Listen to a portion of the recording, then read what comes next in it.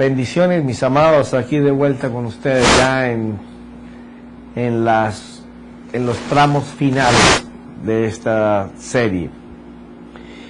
Estamos hablando de cómo apoderarnos del conocimiento para convertirlo en sabiduría, porque allí es donde Dios puede permitir, hacer, crear, que su palabra nos defienda, vele por nosotros, ella construya a favor de nosotros y nos entregue lo que la promesa había hablado.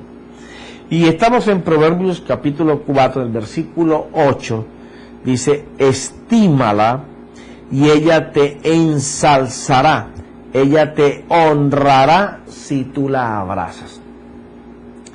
Estímala, valórala, y ella te ensalzará, o sea, te va a colocar, te va a dar sabor a tu vida, ensalzar, te va a poner alegre, te va a devolver cosas que no tenías, te va a restituir cosas que has perdido, te va a honrar, y que ella te honrará si tú la abrazas. Ahora, cuando ella está hablando de honra, está hablando de que los demás que te ven te van a respetar, te van a admirar, van a desear ser lo que tú eres, tener lo que tú tienes, lograr lo que tú has logrado. Porque como es ella quien te lo está dando, ella te hace retener a tu favor cosas que nunca tenías y que los que te veían sabían que carecías de ello. Pero ahora, cuando ellos comienzan a ver en tu vida lo que tú no tenías y que ahora lo luces, pues ellos quieren saber, pero ¿cómo así? Si la semana pasada no tenía ni trabajo, hermano, y mira ahora con trabajo, le habían quitado el carro y mira, tiene carro y nuevo. Y pasan las semanas y los meses y mira, se mudó para otro lugar. Y la sonrisa que mantiene, la alegría que mantiene. ¿Qué es lo que ha hecho que esa persona esté así? ¿Usted quiere saber cómo yo me convertí a mi Señor? ¿Cómo yo tomé la decisión de venir a ser parte del bando de los victoriosos? Bueno, yo era de los que pertenecía a la evolución. Yo no pensaba que Dios existía, y yo pensaba que mi Dios era mi intelecto, que la capacidad que yo desarrollara en pensar, eso sería mi propio Dios, y yo era yo primero y el último. Pero, aunque había estado en el narcotráfico y había conocido el poder de la economía y el poder físico, natural, cuando llegué a este país, pues yo llegué huyendo, porque me querían matar. Buscando trabajo, caí en un lugar donde todos eran cristianos, pero había un hombre en específico. Un hombre en específico que verlo me causaba ira, pero ira es de enojo, y si yo le hubiera podido hacer daño, yo lo hubiera hecho. Que si él no hubiera sido un hombre de Dios, porque yo le buscaba la zancadilla a ver cómo lo hacía caer. Se llama Juan, él ahora es un pastor. Este hombre, mirarlo a él, yo me imaginaba que así debería ser un ángel. Una dulzura, una alegría, una sonrisa de gozo, así él tuviera ventas o no tuviera ventas. Porque su trabajo era un básico muy mínimo y lo demás era poder vender. Y fuera de eso cobraba, y cobrar no es fácil. Y sobre todo cuando te dan los cobros es porque hay gente que voluntariamente no va a pagar. Y ganarse la comisión en eso no es fácil. Pero este hombre él que nació aquí, estoy hablando de hace 22 años atrás, él nació aquí, él tenía su familia, sus papás, todos eran de aquí. Este hombre tenía un carrito, estaba recién casado, me acuerdo, tenía un carrito tan malito que yo me burlaba del carro, siendo el ciudadano americano, hablando inglés, español, que es que hijo de Dios. Y un carrito ahí todo pichurrio, que yo creo que él pasaba por las esquinas, como no tenía ni siquiera direccionales, sacaba la mano para decir que el hombre volteaba y la gente pensaba que estaba pidiendo limosna y le daba era monedas. Qué carro más feíto el de ese muchacho. Entonces yo me mantenía muy enojado porque a pesar de todas las circunstancias adversas, este hombre no era sino risas, una palabra de aliento. A él no le importaba si su zapato estaba despuntado, desgastado, si su jean estaba manchado, medio roto, a él no le importaba nada de eso. Y en cambio, yo, que supuestamente tenía el conocimiento para salir adelante y triunfar, vivía irritado por ver el gozo, la paz y la alegría que él tenía, que aún yo habiendo estado en el narcotráfico antes nunca lo pude lograr, porque son unas felicidades efímeras, no es una alegría constante como la que da Dios, ni el gozo permanente. Por yo ver a este hombre en ese gozo y en esa paz, que al principio me daba mucha ira, para que tú tengas en cuenta cómo sería lo que yo detestaba a Juan, que él era un salmista en la iglesia, porque ellos me comenzaban a llevar a la iglesia, casi que comprometido, porque en esa empresa me daban trabajo. Te vamos a dar un trabajo por irte a la iglesia el domingo. Entonces yo, por ganarme el trabajo, yo iba a la iglesia. Y si me daban el trabajo y no iba a la iglesia, el dueño, que era un hombre de Dios, me decía, no, me prometiste que iba a dar, que iba si te daba un trabajo, y dejé de darle un trabajo a alguien que es fiel en la iglesia, pues dártelo a ti, porque ibas a ir y no fuiste. O sea, había un compromiso que casi que obligado yo iba. Y yo me acuerdo que era tan mal lo que me caía Juan, que yo de Hialeah a Kendall, que estamos, para la gente que no sabe, estamos hablando por ahí un domingo, unos 25 minutos, yo me tomaba 2 o 3 cervezas dentro de mi carro, que es prohibido, con mis 2 niños y con mi esposa, que la policía te está velando para ponerte un ticket y meterte preso, porque eso es un delito. Mas Dios me cuidaba hasta que llegara el momento que yo lo pudiera conocer y me diera cuenta de la brutalidad que estaba cometiendo. Que yo llevaba los envases vacíos y se los colocaba en las llantas del carro de Juan para que todo el mundo pensara que era Juan el que estaba bebiendo. ¿Cómo me caería de mal por verle esa alegría y ese gozo? Ese hombre fue el que provocó que lo que Dios hacía en él me hiciera sentir a mí la necesidad de buscar a Dios. Porque yo quería tener lo que él tenía y yo siempre he luchado por tenerlo y nunca lo había logrado. Entonces fue cuando me pude dar cuenta en el tiempo que si uno honra la palabra lo honra, uno lo ensalza. Que uno lo que tiene que hacer es abrazarse a la palabra. Ahora, ¿qué significa abrazarse a la palabra? Abrazarla. Es que tú sabes que hay una resolución dada por Dios para tu vida y que está metida en esa palabra que llamamos conocimiento y que la estás encarnando en tu vida ahora. Ahora, la necesidad y la aflicción te dice que sea ya, que la necesites, que sea ya que aparezca. Pero Dios, que nos conoce y conoce nuestras actitudes y nuestro corazón, así como yo les prometía que iba a ir a la iglesia y me daban el trabajo y no iba, Dios conoce de antemano nuestro corazón y sabe cuánto más taller en la mesa llamada vida necesitamos para no regresar atrás. Y no es que la solución no esté, sino que está en la mano de Dios, lista para ser entregada cuando Dios vea que no la vamos a dejar perder. Porque la bendición se pierde cuando nosotros la desechamos, aunque yo no la coloque en la mano, porque no vemos que es la mano de Dios la que da, sino que llegó por la amistad, llegó por la oración que hice, llegó por la palanca que tengo, y luego volvemos a desechar a Dios. Aquel que se abraza a la palabra no está preocupado por los cuándo, o por los cómo, o quién lo va a hacer, o cómo va a pasar esto. No. Él está abrazado a la palabra, como Jacob se abrazó al pie del ángel y le dijo: no te suelto hasta que me bendigas. De la misma manera tiene que ser la palabra en nuestras vidas. Cuando tú te abrazas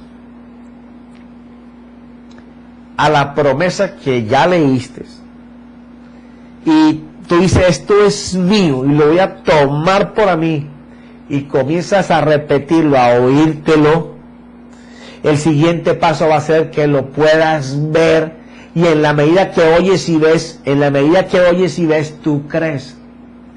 Y Dios dice que lo que Él nos da es por lo que nosotros creemos. Tú estás abrazado a la palabra cuando, no importa la circunstancia en que estés viviendo, tú estás viendo que la provisión se materializa.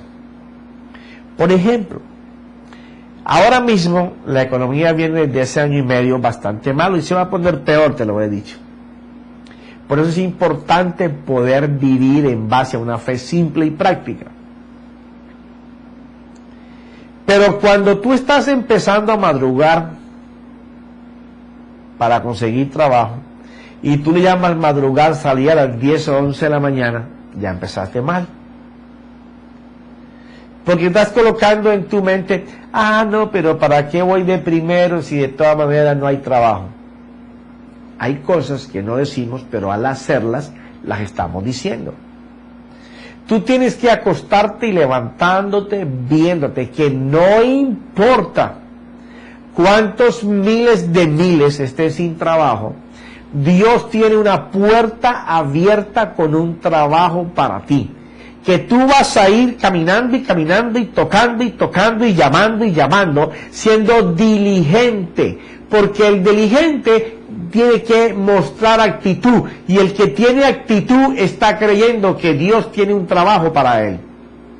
Y ese está allí, permanente, constante, vaya, temprano se levanta, ora, yo lo sé, Señor, va el día, terminó el día, regresó y dice: Señor, mañana estoy de vuelta, porque yo he creído, yo estoy abrazado a tu palabra, que tú dices que no habrá nada que podrá meter a mi familia y a mi descendencia a aguantar hambre, porque tú dices que no mendigaré el pan, porque tú estarás pendiente de mi pan. Señor, yo no sé dónde está mi trabajo, pero tú sí. Tú guíame, Señor, tú guíame al lugar que tengo que ir, colócame la persona que tengo que encontrar, y cuando la encuentre, colócame las palabras que tengo que usar, Señor. Señor, que la habilidad mía sea reconocida. Padre Santo, si yo en el pasado no he tenido un testimonio de trabajar con amor para mi patrón, que en este tiempo, Señor, yo pueda comenzar a dar de lo que tú me has dado a mí, que yo no trabaje por el dinero que me pagan por horas, que yo trabaje porque le voy a poner todo mi corazón, toda mi pasión a ese trabajo. Cuando tú estás comprometiéndote en las cosas que has creído y las estás viendo los lugares, y vas a esto, no son estos, serán aquellos, serán los otros, pero serán, porque hay una provisión de Dios guardada para ti, para tu casa, para tu esposa, para tus hijos. No irán a aguantar hambre, tu nevera se va a llenar, tus gastos van a tener que ser pagados, porque el Señor lo ha provisto. Tú tienes que moverte creyendo que Él lo da. Ese que se mueve así sabe que lo que la promesa le enseñó es una realidad, que él tiene que salir a encontrarse con ella. Ese camina en una fe práctica, está abrazado a la palabra y no se deja quitar por las cosas que sus sentidos le puedan decir del mundo exterior. Entonces el 9 dice: guirnalda de gracia pondrá en tu cabeza, corona de hermosura te entregará. Quiere decir que los verbos que se utilizan aquí después de una acción. Lo primero era abrazarse a la palabra, y después de que tú no lo sueltas, ella va a colocar guirnalda de gracia. ¿Sabe qué es eso? Quiere decir que Dios te va a adornar con sus favores. Los favores de Dios van a ser puestos sobre ti como una guirnalda. Todo el mundo va a ver el colorido de aquel que está de fiesta. Eso es lo que da a abrazarla. Pondrás sobre tu cabeza, corona de hermosura te entregará. Quiere decir que cuando la gente comienza a ver el favor y la gracia de Dios sobre tu vida, todo el mundo va a ver lo hermoso que es Dios en ti. La hermosura es lo que la gente va a desear tener que tú tienes. Eso fue lo que me pasó a mí con el que hoy es el pastor Juan. Mirar la gracia de Dios sobre su vida, el favor, la alegría, el gozo, la paz, me hizo ir a buscar a ese Dios que daba eso. Y te estoy hablando de hace 20 años atrás. Quiere decir que apropiarme de la palabra, dejarla de convertir meramente en conocimiento, sino que al hacerla se convierte en sabiduría. O sea, yo ya la hago parte del conocimiento de mi sabiduría que me da resultados. Entonces, ¿qué es lo que estoy haciendo allí? Bueno, pues yo tengo que generar todos los días que mi fe pueda ver lo que no se ve. O sea, que mis sentidos comiencen a crear imágenes de lugares, de personas en donde está lo mío.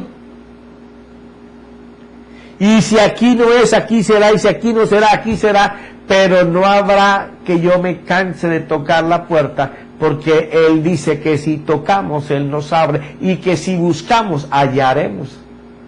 Yo tengo que caminar seguro de que la palabra que yo he creído se va a encargar de velar por mi bienestar y el de mi familia. Que ella me va a cuidar de los tropezaderos y me va a encauzar por el camino del éxito. Por el camino en donde todo va a ser prosperado, en la manera en que yo prospere en mi ser interior para estar solamente en su presencia. El versículo 10 dice, oye, hijo mío, recibe mis palabras. Oye, hijo, lo que te voy a decir, por favor, no lo deseches. Que es muy valioso, dice. No deseches mis palabras, hijo mío, y muchos serán los años de tu vida. En medio de toda la enseñanza, le dice, por cuanto tú no vas a desechar mi conocimiento, sino que lo vas a atrapar, no lo vas a soltar, vas a hacerlo, pues yo te prometo que muchos van a ser los años que vas a vivir. Por el camino de la sabiduría te he conducido. Oye bien esto. No hemos adquirido la sabiduría porque apenas estamos llegando a recibir el conocimiento. Y ya Dios, que nos preparó camino, dice, mira, hijo, no deseches mis palabras porque en ellas está el conocimiento que te va a llevar a la sabiduría. Ahora no dice que nos preparó un camino lleno de conocimiento. Dice, porque yo te preparé un camino lleno de sabiduría. O sea, un conocimiento que ya ha sido procesado por la mente, no de nosotros, la mente de Dios. Y Él vio que a nuestra vida nos iba a traer beneficios. Quiere decir que nosotros no hemos llegado al día para tomar ese conocimiento que nos va a meter en esa sabiduría, y ya Dios en la sabiduría colocó la bendición. El conocimiento es el puente que te va a conducir a poder adquirir la bendición. ¿Cómo así, hermanos? Sí, te vengo diciendo que el conocimiento va a ser como la promesa. Promesa y conocimiento es lo mismo. La promesa te enseña un conocimiento que Dios dice que va a hacer. Pero la sabiduría ya no es conocimiento. La sabiduría es poder tomar la elección, la determinación de hacer algo que tú valoraste, apreciaste, atesoraste, como que si hacías eso ibas a obtener resultados. O sea que la sabiduría está basada en resultados. Y antes de que tú la tomes, Dios dice, mira, yo he visto que esto que estoy colocando en ti tiene frutos. Cuando tú adquieras el conocimiento vas a llegar aquí a la sabiduría y ella va a tener tus premios, tus regalos, tu sustitución, porque dice así, por el camino de la sabiduría te he conducido. O sea, no hemos llegado a ella y ya Él nos puso a caminar por ella. Eso se llama predestinación.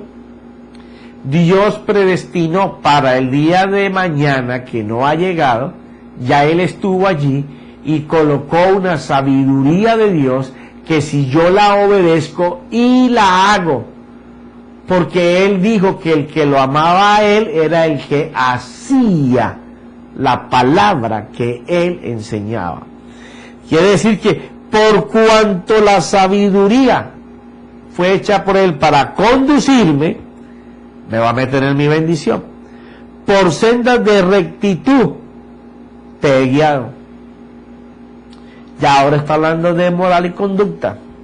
No solamente la sabiduría te va a llevar a un resultado, sino que tu conducta y tu moral van a ser transformadas por la sabiduría de Dios. De allí que todo aquel que se coloca en las manos del Señor no solamente tiene el conocimiento para alcanzar sabiduría y alcanzar la victoria, la bendición que Dios puso en ella, sino que su conducta y su moral son cambiadas. Por eso vengo repitiéndote en esta serie, si lo que tú crees no afila, no cambia tu carácter, tu moral y tu conducta, lo que tú tienes es una religión. Porque lo de Dios está hecho para formar un carácter nuevo, una persona nueva, distinta, alejada de lo que estaba haciendo, pero también haciendo cosas que nunca había hecho, alcanzando frutos que nunca alcanzaste, que siempre pensaste que los ibas a alcanzar, pero que ahora en Dios son sí. Entonces dice, continúa ya cerrando casi. El camino de la sabiduría te he conducido, por las sendas de rectitud te he guiado. Cuando andes, hablando de la carrera, lo que tenemos que hacer durante todos los días, las decisiones que hay que tomar todos los días, el mundo se va a ir de decisión en decisión desde que nacemos hasta que morimos. Cuando andes, tus pasos no serán obstruidos. Si yo estoy pegado a la sabiduría de Dios, que sé que lo que Dios probó para mi vida y que me va a dar resultados, si yo puedo entender eso y puedo vivirlo, cuando yo camine por la vida, mis pasos no van a ser obstruidos. O sea, nadie me va a echar zancadilla, nadie me va a poder tapar un camino de acceso. Todas las dificultades que se coloquen en mi vida van a desaparecer a mi caminar. Y si corres, no tropezarás. Ya entre hablar y correr, está hablando el que va reposadamente mirando. Pero el que está corriendo es el que va atrás de alguna cosa, de alcanzar algo. Quiere decir que aún en las metas que tenemos por alcanzar, si lo tenemos a Él, con su sabiduría, en nosotros operando, ni cuando caminemos ni cuando corramos, nadie nos podrá estorbar, porque alcanzaremos lo que Dios dice que es de nosotros. Esto es lindísimo. Aférrate a la instrucción y no la sueltes, guárdala porque ella es tu vida. Y cuando habla de tu vida es tu herencia. Quiere decir que si nosotros nos aferramos a que continuamente vamos a cumplir con nuestra parte sacerdotal, que es la de sentarnos con el Señor Jesucristo, a que entre el verbo, la palabra de Dios y nosotros esté el Espíritu Santo de Dios ministrándonos, y nos aferramos a esa palabra como la única verdad. Por eso el apóstol habla de la verdadera verdad, y habla más de una vez, igual que Pedro. Es aferrarnos a una manera de creer que sirva, que produzca. Cuando nosotros estamos metidos en lo que produce la vida de Dios, no nos es difícil, testificar de la palabra de Dios. Pero ¿cómo crees que nosotros vamos a testificar de Dios cuando quien nos conoce, quien está cerca de nosotros, ve de todo lo que nosotros carecemos? Hablamos de un Dios poderoso y ese Dios poderoso no hace nada por nosotros. ¿Con qué cara nosotros vamos a decir que nuestra fe no es una religión, sino que es una creencia en un Dios poderoso, cuando en nuestra vida no se enseña? Entonces, lo que estamos viendo aquí es que tú puedes vivir tu vida pensando que Dios va a ser a ti a favor tuyo, o tú puedes vivir la vida pensando que ya Dios hizo, como lo dice aquí, que Él preparó la sabiduría con su resultado para que nosotros, en cada día que lleguemos, ella nos dé y nos corone, nos honre, nos coloque guirnalda y corona delante de todas las personas. Cuando tú te decides a caminar por la herencia, tú tienes que saber que aquel lugar santo, donde el sacerdote entraba, donde estaban los panes, el aceite y el incienso, que es el símbolo de la comunión del alimento, aquel era físico, pero hoy, según Jesús, es Él el pan de vida. Él es la carne con la que nos tenemos que alimentar. Él es el aceite con el que nos tenemos que bañar.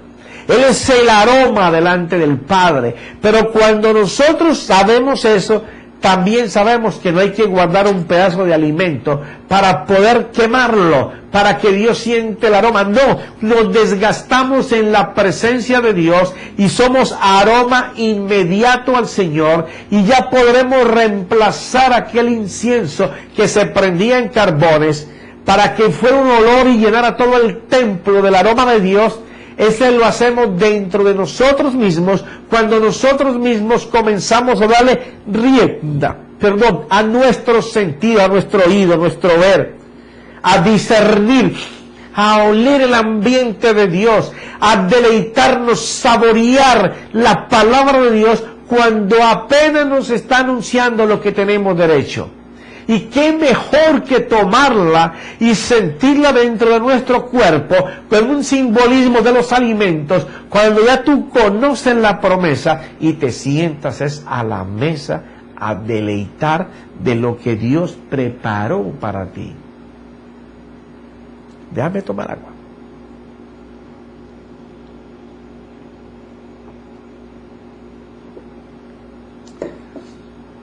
Y quiero que sepas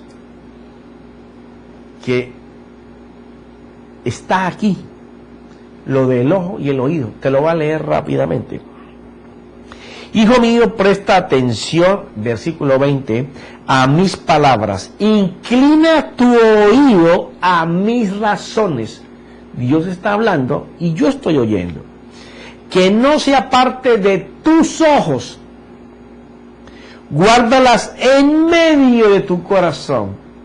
Ahí significa la mente, en medio de lo que tú consideras más valioso de tu sabiduría, guarda las palabras de Dios, pero primero óyelas y después míralas, porque son vida para los que las hallan. ¿Están perdidas? No, no están perdidas.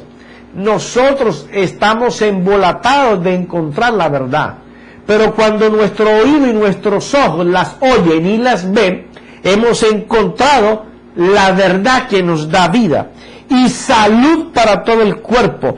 Con toda diligencia guarda tu corazón. Y aquí vuelve a hablar de la manera de pensar.